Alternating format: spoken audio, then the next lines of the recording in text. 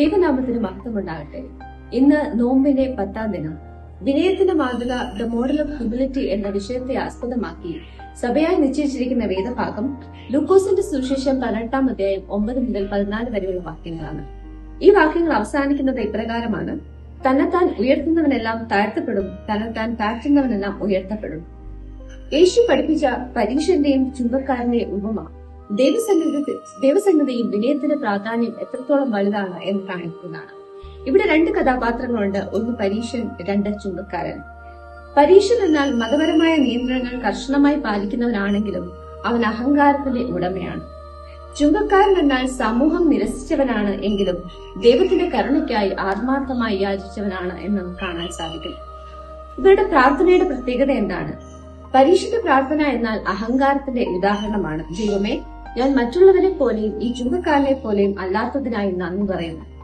സ്വന്തം നീതിയെയും ഭക്തിയെയും ദൈവസന്നിധിയിൽ എടുത്തു പറയുകയും മറ്റുള്ളവരുടെ കുറ്റം ചൂണ്ടിക്കാണിക്കുകയും ചെയ്യുക എന്നുള്ളതാണ് പരീശന്റെ പ്രാർത്ഥന നമുക്ക് കാണുവാൻ സാധിക്കുന്നത്.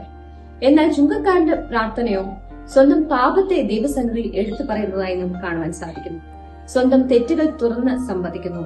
ദൈവമേ, പാപിയായ എന്നോട് കരുണയുണ്ടാകണമേ എന്ന് സ്വർഗത്തേക്ക് നോക്കുവാൻ പോലും തുനിയാതെ മാറത്തടിച്ച് നിലവിളിക്കുന്നതാണ് ചുങ്കക്കാരന്റെ പ്രാർത്ഥന. ഇവിടെ പ്രാർത്ഥനയുടെ ഫലം നമുക്ക് എന്താണ് കാണുവാൻ സാധിക്കുന്നത്? ദൈവം വിനയമുള്ളവരെ സ്വീകരിക്കുന്നു എന്നുള്ളതാണ്.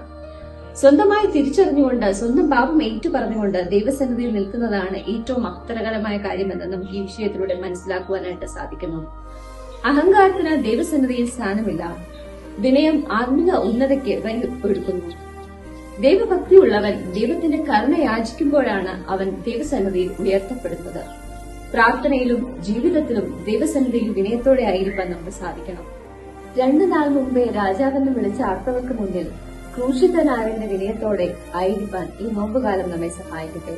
കർത്താവിന്റെ സന്നിധിയിൽ താഴുവിൻ, എന്നാൽ അവൻ നിങ്ങളെ ഉയർത്തും.